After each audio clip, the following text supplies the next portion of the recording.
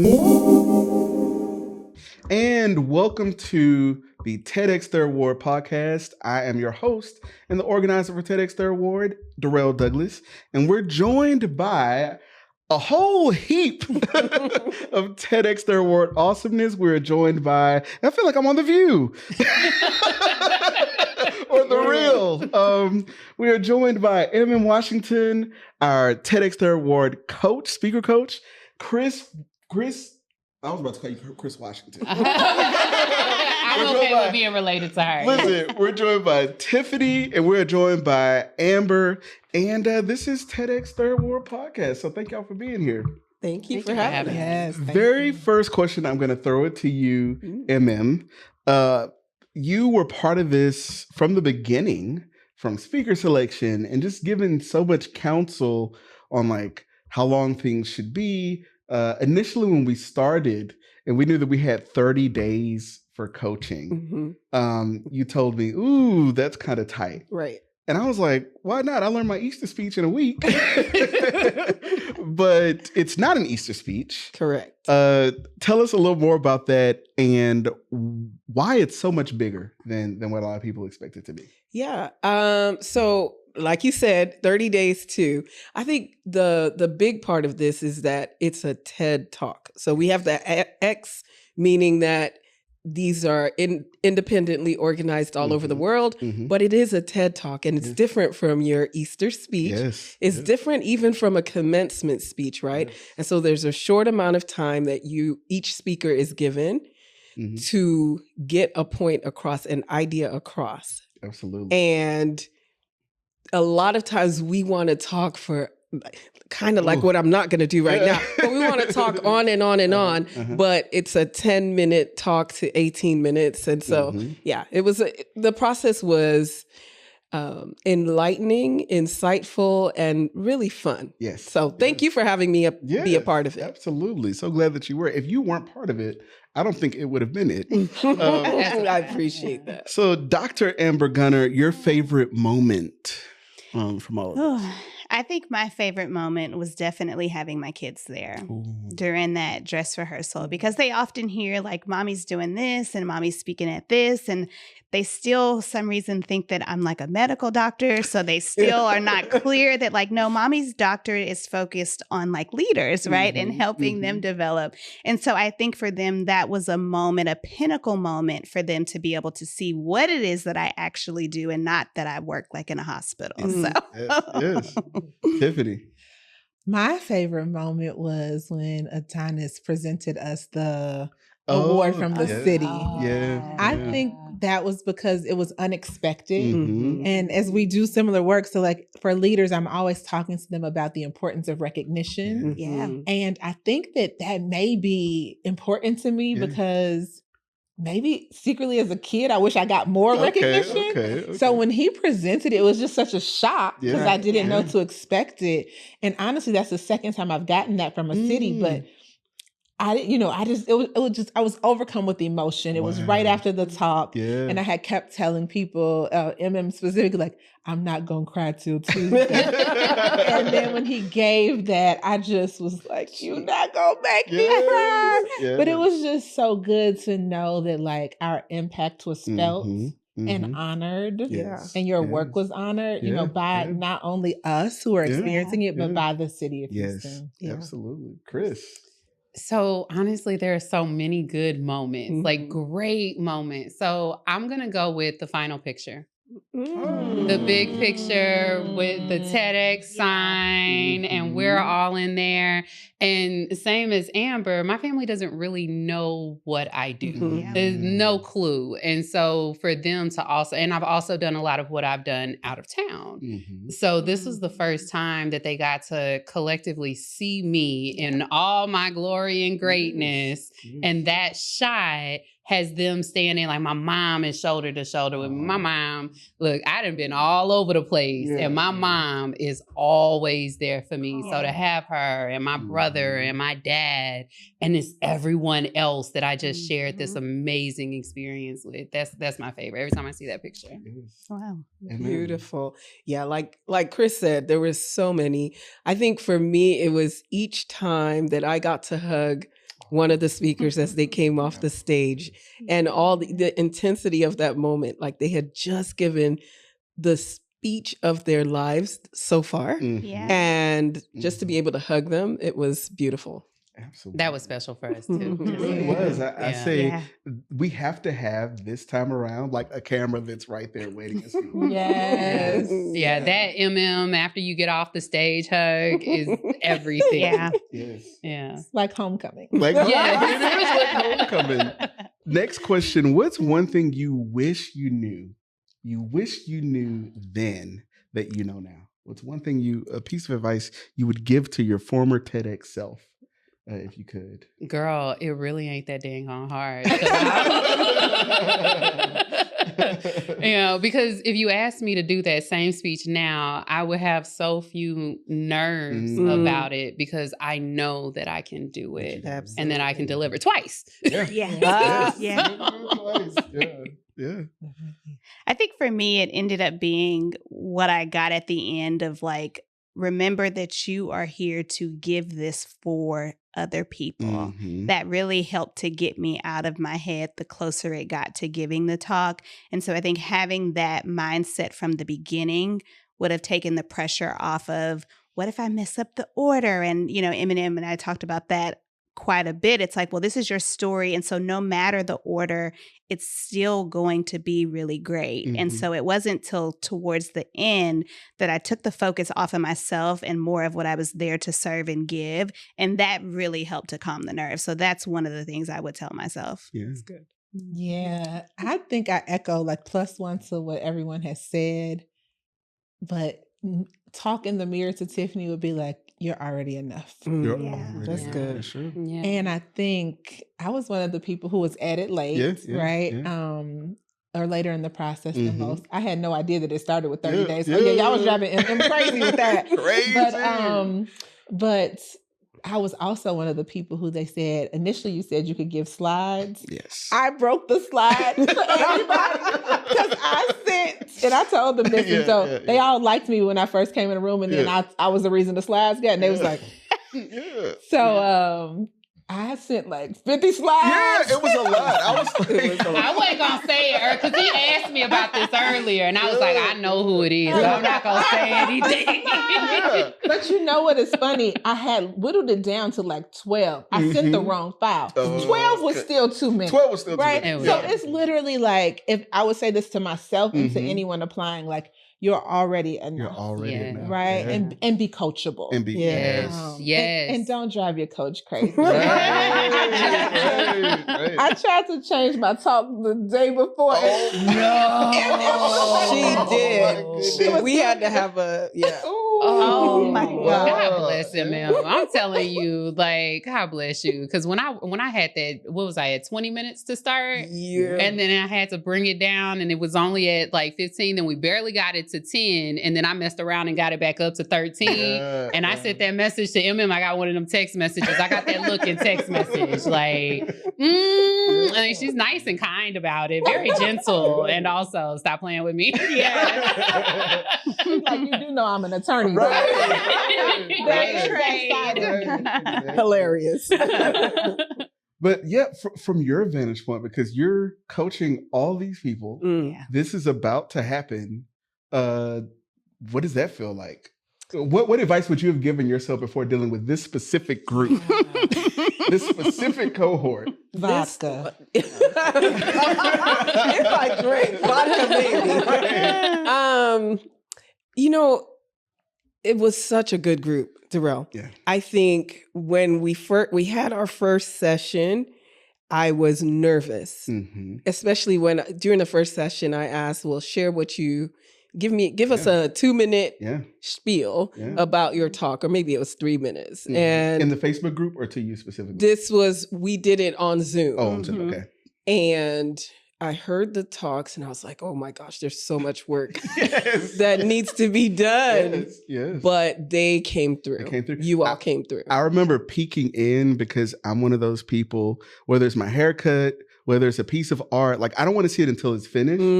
But maybe 3 weeks in, I went in the Facebook group and I was like, okay for a couple, are we?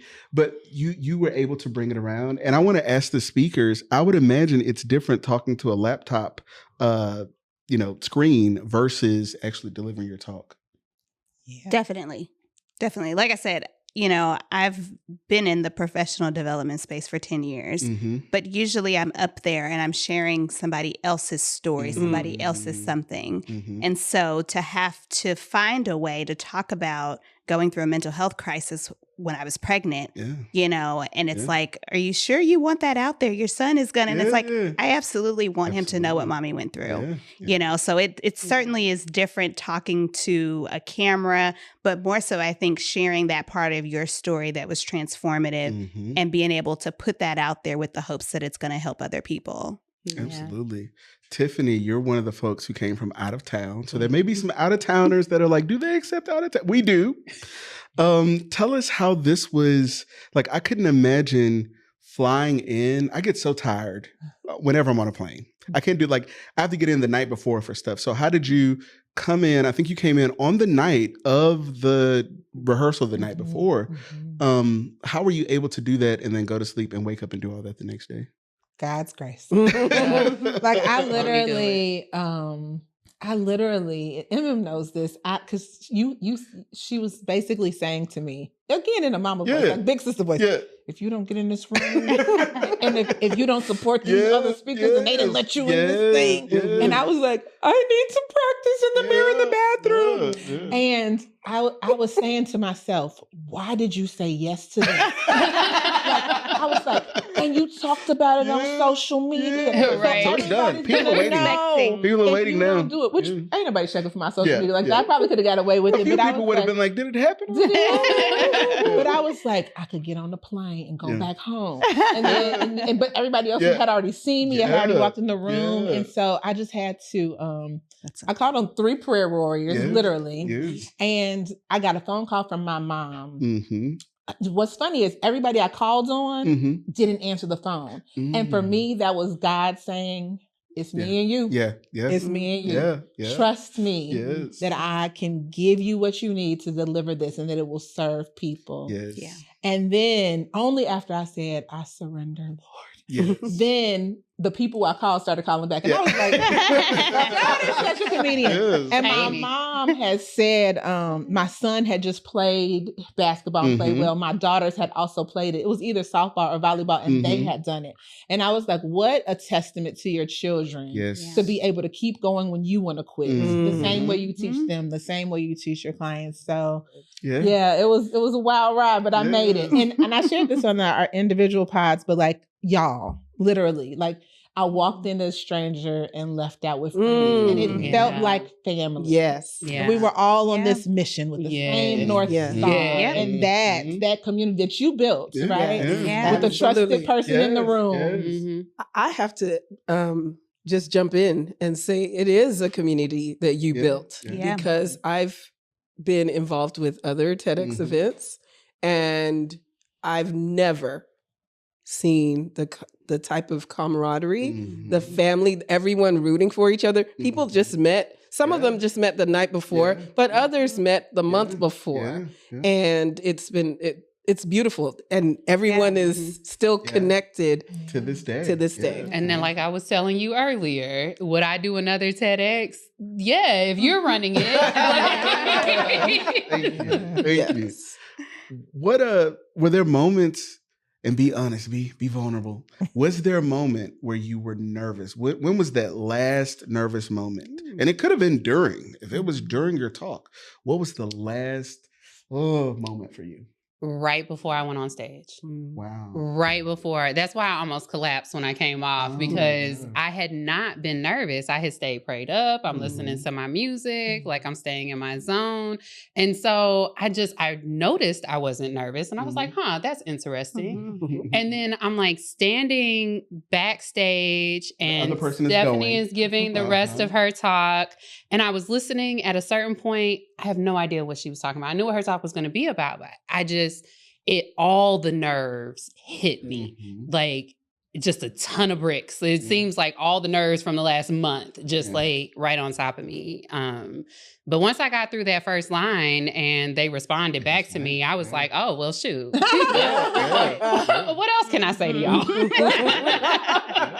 So good. Yeah, I think mine, and I talked about this a little bit earlier, but mine was when I'd given my talk to my mom and she looked at me and was like, yeah, that's not it. I was like, what? I mean, like the part of me that had been holding it together just fell apart. It's like, what do you mean it's not it? Like, this was such great work. And she was just like, it's missing you. Wow. You know what I mean? And I think that that moment was pivotal because up until that point, it was like the checklist of needing to get it right. Are all my facts straight? Like all of those parts of me that it was missing the most important link, which was who I am at my core and why this work is so important. So I think that was probably the part where I got really nervous and maybe even really second guessing of like, is it too short of time? Should I have not committed to this? You know, it really tested my thought on how much preparation I need prior to saying yes to something. Yeah.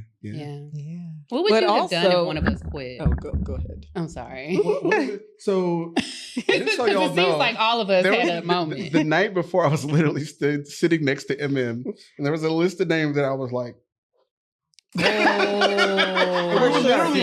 for sure. Looking at each other, like deliberating, like, you know, so that's one of the reasons why there were no programs, because there was, and I mentioned this earlier.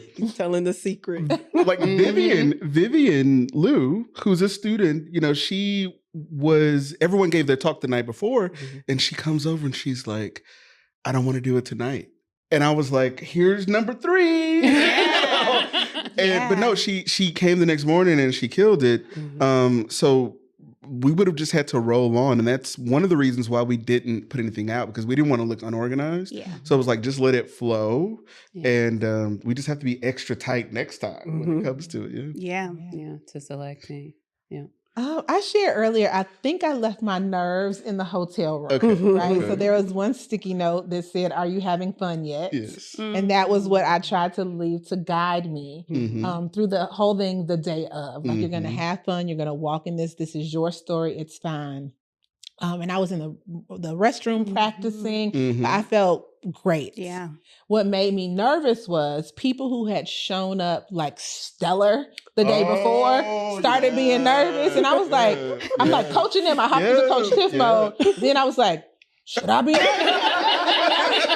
And then Jotina, whose speech that I was blown away by her practice, and she ended up getting chosen by TED to like have her thing catapulted. She was out on the main thing, and she was like, I need notes.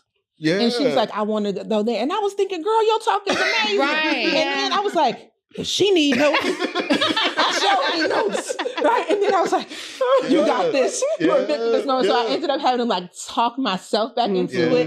And then, I think though, their nerves made me nervous, but it also helped me to go into who I am in my core, speaking to like being yourself. And I started coaching people who I have been, you know, intimidated by the day before. And I was like, okay, you not only get to coach yourself, but you get to coach other people. And this is going to be amazing. And so I think just having the opportunity to bring them back to their center. And they didn't ask me to do it, but I just did it. And just like was like, you actually do have this. And I think I'll say too, for me, focusing in on mental health, you know, and to come across and appear as this woman that's very well put together, that has it all together, to get up on that stage and have to admit and people view and see and talk about a very challenging time in my life. I think for me, it was like, it was a reckoning of sort, because one, it was like, not only am I really using this to be able to help other people, but wow, I really had to go through this, you know? So getting on that stage to share that, it was wonderful in the essence that I knew people would relate to it, but it was also an admittance of sort that I dealt with something really challenging. Absolutely. And what I love about that is what you experience is universal.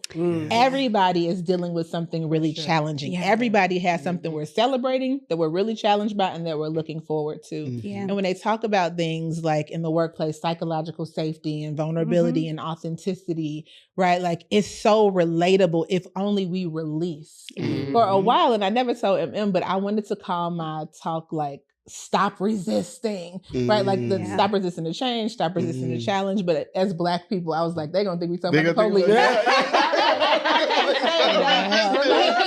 The resistance is usually us, right? Like we're talking ourselves down, even when we do that work. And so it's wild that like it comes to you, it's just like, stop resisting. We can do hard things with ease. Right? And I think for all of us, it's almost like it's a divine, like it's a spiritual healing process, you know, just kind of listening to y'all and thinking about all that was going on in my head. Like there was so much happening, you know, like, and I'll never forget running in that boxing gym and like standing in the boxing ring and practicing my speech. And like, you know, when I think about, like I posted on LinkedIn earlier that as I prepared for the podcast today, I was thinking about who I am now, how I feel about me now, and how I present myself, who I was right before the talk, who I was 6 months before the talk. And I realized there's a graduation. Absolutely. You summed that up perfectly. Right? Absolutely. Like we graduated together. And every opportunity to share will be different now because this was like a really prepped thing. Emem, where was your last, or were you nervous at all? I was. What was the last nervous moment? I think the night before. And what made me nervous wasn't the speakers. It was when you came to me with the list, like, I'm ready to cut. And I was like, no. Because in my mind, I was like, no, but I understood. Because there were 3 speakers that come to mind that even before that dress rehearsal had said, forget it. I just cut me out of this. And I was like, no, you know, you've come this far, you can't, you know. And so then the night before, to see 1 or 2 of them still struggling, you know, I was nervous for them, but they came through. They came through. And it was, you know, I'll say, from the outside looking in, there was so many different things. It felt like the last week, anything that could have gone wrong went wrong. The theater was calling, oh, you didn't do this yet. What are we going to do with the lights and this and that? And it's way more complex than just showing up and giving a talk. So, you know, I remember even the microphone. The microphone. So, and I wanted to ask y'all about that because there's one thing to not practice with mics and get a handheld, but they're going to tape something on your face. To your face. I refused What to was tape. that? Oh, you refused to tape. How did they connect it? We prayed about it. Okay. And that's what we did. Because I knew that piece of tape was going to drive me crazy. Well, my glasses probably did help, and then my glasses are held in by the hat. So that's probably what helped. But yeah, I refused. I didn't want the tape on my face. What about y'all? Yeah, I mind the microphone. I'm silly, so I'd be like, microphone check. I'm mic'd up. You know, so that I didn't mind that. But what I will say in our review process afterwards, when we were like getting to see ours before they were uploaded, Tom, who helped us. So Tom was like, there's this one spot in the video where your mic goes out. And I had never paid attention to it. And I just decided that like we could spend weeks trying to fix that or troubleshoot to see if we could fix it. Or I could decide, much like my work, that this was going to go out perfectly imperfect. Like perfectly imperfect. Like shed perfectionism. It can barely be seen. And if someone notices, like need more focus. I don't think I was worried about the mic. I was worried about the carpet. Oh, yeah. Because I had on heels and they were sliding. Yes. And so Jatina and I was trying to figure out, and thankfully she had some hairspray. Mm-hmm. And so we just sprayed the rug because I was like, heavens forbid I slip on this rug. Yes.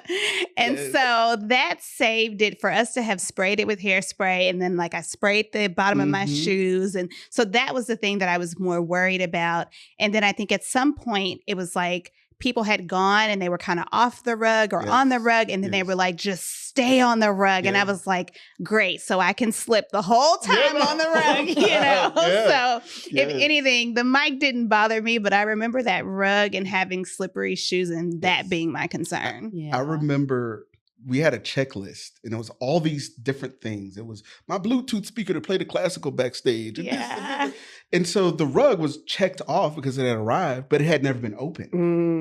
So I kept asking for it. So I think it was Adonis that was like, oh, it's back at your place. So he brings it. Y'all, it looked like a little lunchbox. It was like this big. And my heart just fell. I was like, one more thing. So they open it. And of course, like, you know how the little Amazon things go, it kind of opens up, but even still looked a little bigger than a bathroom rug. And I was like, we'll just won't use it. And I forget who it was that was like, we can make it work. Yeah. We can make it work. Emem. It was Emem that was like, we could make it work. And I was like, you sure? Hearing it from Emem made it like, okay. But when you see it in the video, it doesn't look good. You need it. It actually makes the space look bigger than it is. Right. And so we can use that next go round with the next cohort. We can use that for the dress rehearsal. But then on that actual, and I would love to have the actual thing set up like way before the actual thing. Like we'll actually practice like that week leading up with the actual things, hopefully. So Well, any closing words from folks? One piece of advice that you would give to someone who's thinking about either volunteering or applying with any TEDx talk? Because I would imagine if you're watching this that you're considering either this TEDx or you're probably, if it's 3 a.m. and you're just randomly, the algorithm has brought you here, comment below. Okay? But yeah, one piece of advice that you would give to that person who's like, oh, what's this? There's a podcast about TEDx. Yeah. Okay, so we're starting with me. I would say if you're thinking about being a part as a volunteer or as a speaker, TEDxThirdWard is the one you want to apply to. We've got room for you, plenty of room for you if you are a volunteer. And then for speakers, as you can tell, this experience is unmatched. So go ahead and submit your application. I'm going to feed off of something that both of y'all said earlier, serving. You know, really realize and prioritize that you're serving. You know, I think that was the connector between everyone who was speaking. There, of course, there's some of us that wanted to use it as an additional platform and in our business lives, but everyone was there to serve, to put out a message that would help other people out. And when you minimize you and you prioritize others, it's always going to be fabulous. I'm a alley-oop this to you really quickly. I do want to answer, but one thing that you said earlier about how TEDx is different, right? It's not just a church talk or a women's thing talk, but it's really about spreading an idea that matters. So maybe share a little bit more about that, like how people who are applying, how they can differentiate themselves or ensure that say more. Absolutely. So, you know, I said it earlier today, it's not a Women's Day speech. It's not an Easter speech. It's not a church talk. It's not a commencement address. It's like your big idea. So whether it's as people are thinking about applying or even when our speaker committee was going through, it was those big ideas, those things that sparked curiosity, those ideas that were worth spreading that got the check mark next to it to be pushed on to the next level. So as you're considering what it is that you want to apply with, the story that you want to tell, the big idea that you have, think about it like that. Yeah.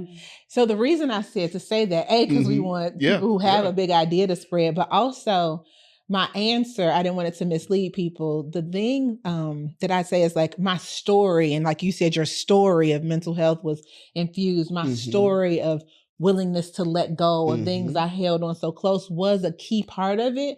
But there was a tie back to how does this really help the greater world, right? How is this experience that I'm having about, you get the details of my story, but how can you tell your story in such a way that it truly does seem universal so that it is serving the greater community? Absolutely. I think that's major key. And then when I'm with clients, and this is kind of to your point about your mom saying that you were missing, because at first I was like, dig, mama, right? But when she said you were missing, it's so real. So the thing I'd say, and that I speak through song, and I'm from Chicago. Okay. Thank y'all for having me, right? But I say in Chicago, I'm from the south side of Chicago. And in Chicago, we listen to house music. And there's a house music song that says, you can't hide from yourself.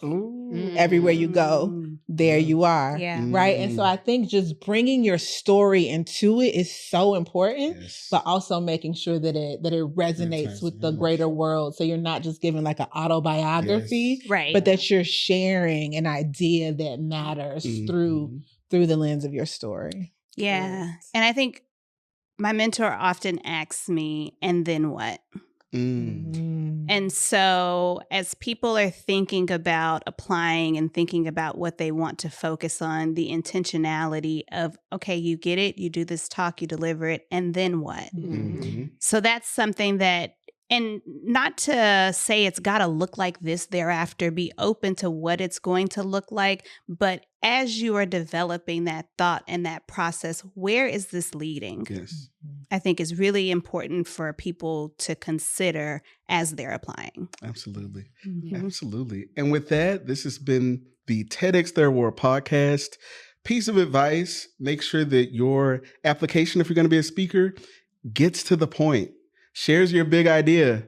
Also, I will say, find you a really, really, really good coach.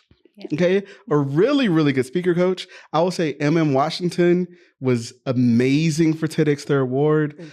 I will say you can tell the difference. It was easy to delineate those who had a coach from the beginning and those who did not. It was a clear difference. Highly advise that. Visit TEDxThirdWard.com to apply to be a speaker or a volunteer. We'll leave the light on for you. Like, comment, and share below.